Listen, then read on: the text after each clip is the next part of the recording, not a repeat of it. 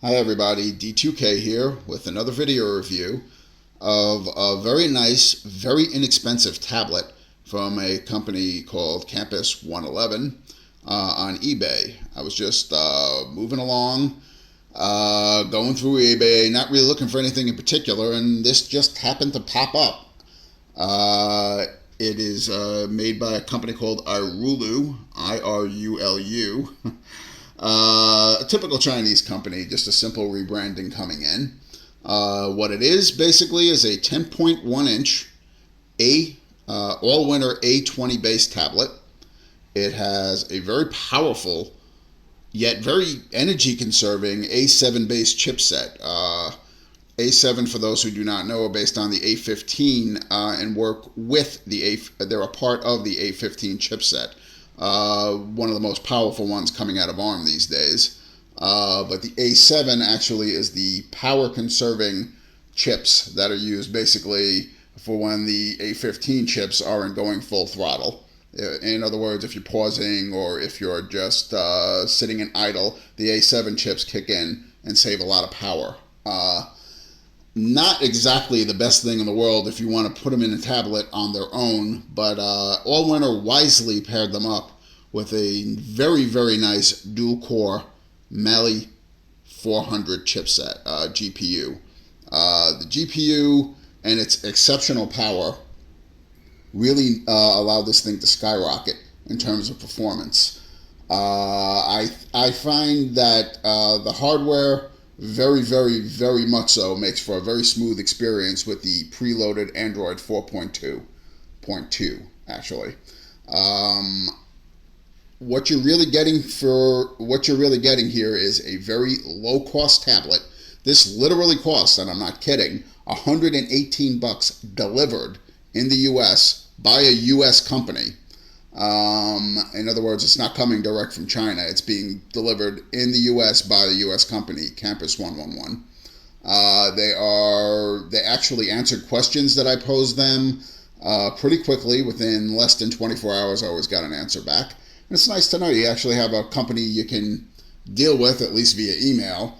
And if you ever have a problem, you could either return it and or, get a replacement if you need it.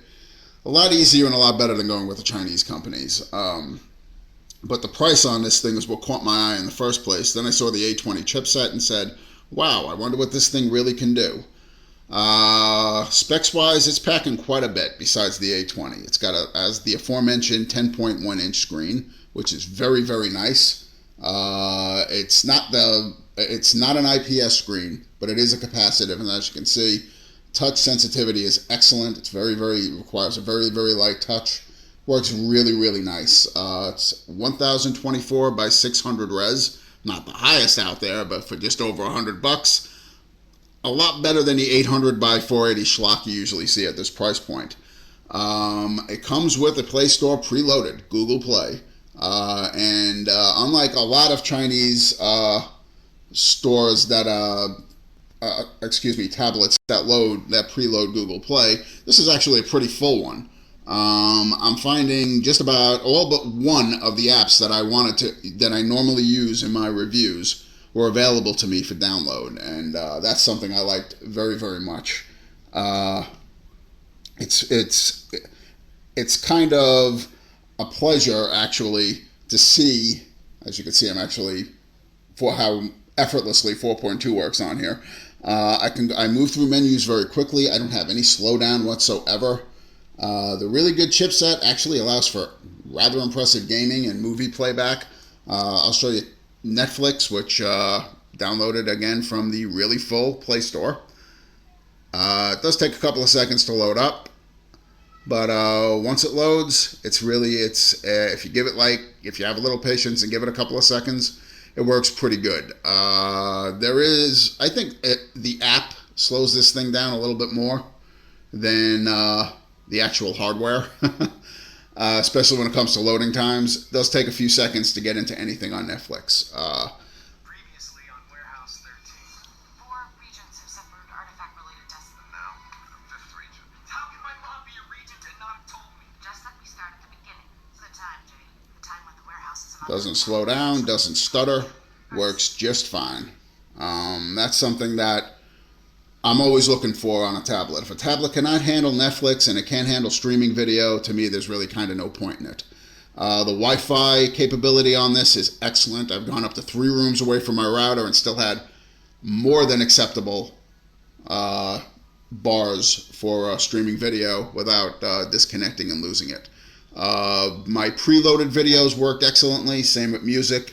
This does have a set of stereo speakers. Unfortunately, they're put right next to each other, which wasn't too brilliant, but they're plenty loud enough for personal use. If you have a group around and you want to use it, not so much so. You might want to get some external speakers. Showing you the controls on here, which I forgot to do earlier, my apologies. You have on the top, you have your volume rocker. You have a dedicated home button, which is kind of nice to have in case you don't want to have to keep searching for the back arrow on the main screen. It has a power button. Has 2 micro USB ports, one on the go and one for hooking up a keyboard. This does the $118 does come, I should add, with a keyboard case, a 10.1 inch keyboard case, which I thought was a very nice thing to have. Plugged in and worked effortlessly, and it's a nice thing to throw in, especially for $118. Usually you're lucky to get the tablet and not much else for that, so that was nice. You also have a headphone port, an HDMI port, which is really nice, as well as and your micro SD slot, which handles an additional 32 gigabytes of RAM. This does have a full 1 gigabyte of DDR3 RAM in. Unlike, again, something that you see in this price range, most in this price range only have about half that at 512K. So that's the reason why the apps are playing back as smoothly and as quickly as they are, because you have enough RAM to do it with. Getting back to the HDMI port, I love hooking this thing up to my TV and playing games. Yes, $118 tablet can do games. Not only can it do it, it does it really well. The accelerometer works well. I've used it in about a good 12 different games already, and it's pretty accurate. There were a couple of games it didn't work very well in, but then I'm finding that on just about all of my tablets that it doesn't seem to matter. I think it's more software related than hardware related in terms of how well it's going to work, if it's going to work at all. For benefits of this review, I'm going to load up a little game called TurboFly HD. It allows me to actually just touch the screen left and right in order to get it going. Let's throw a normal race on, select a track, and go. What's nice about this is the graphics look really good. It's very responsive. Really, all the games that I've played with this have worked very, very well. Not at all surprising. And yes, I have Asphalt running on this. So I've had Asphalt 6, Adrenaline 6, I've had Asphalt 7 running, I had Novo 3 running. I had it side-loaded. It wasn't in the store, of course. But as you can see, it's very responsive. I simply did not have any problems with this at all. Gaming has just really, it's been a pleasure, period. Especially if you have an HDMI cable hooked up to your big screen TV. I mean, gaming on this thing is just amazing. In terms of battery life, exceptional, actually. It has a rather large 6,000 mAh battery. It does the low power settings, obviously built into the A7 chips, really come into play here, especially when, say, you're not using it. If you just want to leave it on and leave it alone. I'm only noticing about maybe a 1.5% drain on the battery when this thing with the screen off and it on. That makes, basically you can go all day with this thing without having to turn it off, which is a really nice touch. I've played up to I've had a solid 3.5 to 4 hours of gaming before I noticed the battery got down to about 20 or so percent. That is excellent, by the way. That's obviously the screen's always on. You're always using it. Everything's being used, from the accelerometer to the screen to the processors really being pushed hard. And it works. And I'm really seeing just rather amazing battery life for a $118 tablet, period. All the basics, as I've stated, work well on here. Google Plus works, YouTube works beautifully. It is a very solid, basic tablet. There's the bells and whistles. The screen, like I said, 1024 by 600. It's not great, but it's still, as I stated, worlds better than 800 by 480 that you normally get in this price range. The operating system is as good as you're going to get it. 4.2.2 is excellent. It's the best version of Jelly Bean they have. It works so smoothly and so effortlessly on here. I haven't had a single problem with it. Going online is, again, quite effortless. I have the Chrome browser loaded on here, but the stock one works just as well. Let me load up, I don't know, Amazon, just for the sake of loading up a pretty graphic-intensive site. Here we go. Loads pretty quickly. Again, this has a lot to do with the connection that you're hooked up to. I find it loads very, very smoothly.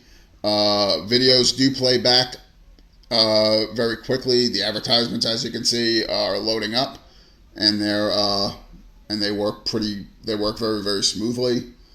Again, a very smooth online experience. If going online is really what you want to do, it's so much better on a 10.1 inch screen than a 7-inch screen. It's not even funny. It really isn't. It's actually a pleasure to do it on this. Viewing angles on the screen, and not so good. As you can see, I have it in a stand here. This stand actually allows me to set it at a perfect angle for viewing while sitting on a table. The keyboard case it comes with, while it's not adjustable, also is at a perfect angle if you use the kickstand built into the back of it. You move it forward, you lose it. You move it this way, you lose it. So really, it does have a sweet spot, but at least it has a sweet spot, and it's pretty much straight on. As long as you're looking directly at it, it looks fine, and side to side, no problems at all. So not the greatest screen for viewing in the world, but the colors are very accurate. They're not very washed out. Brightness is plenty high on this. Again, a problem I've seen with a lot of sub $100 or just at $100 tablets is the brightness is horrible, and it's done more to extend battery life than anything else. I have been using this all day, and my battery's still at 63%. I'm actually, again, the battery life on this thing just so completely baffles me at this price point, because nobody I've seen has managed to get as good a battery life as this. I will put the link to this below so that you can order one yourself. It also comes without the case for about $109. But to be honest, the keyboard case actually works pretty good. Keys are pretty solid, and I managed to type out quite a bit online with it. So, in my opinion, it's kind of worth the extra $7 or $8 to get it. Did I mention that it also shipped for free? Almost forgot that part. So you're getting free shipping in the U.S. It ended up being United States Postal Service, but it was good. It arrived to me in one piece, and then within 3 to 4 days after I ordered it. Again, very good company, nice to deal with. They answered my questions. I sent several email questions just to test them and see if they were any good, and if they would answer me, and they did. And they didn't sound like they were complete idiots after they did so, which is also a nice touch. So here it is. In a nutshell, this is the iRULU. It is an A20, an all-winter A20 based 10.1 inch tab with a really big 6000 mAh battery that lasts a very, very long time. A decent, if not spectacular screen, but again, above average in its price class. All the apps work beautifully. Gaming is excellent. The ability to hook it up via the HDMI port to a TV, it also is a really, really nice touch. Altogether, I found this to be a very, very pleasant surprise. I just wanted to see if you can make a 10.1 inch tablet at that price point and actually have it work, much less work good. And again, I'm very impressed with this, and I'm impressed with the service I got from the company I bought it from. Could not more highly recommend buying this one. If you have any questions at all, just ask below. I'll answer to the best of my ability. Thanks for watching.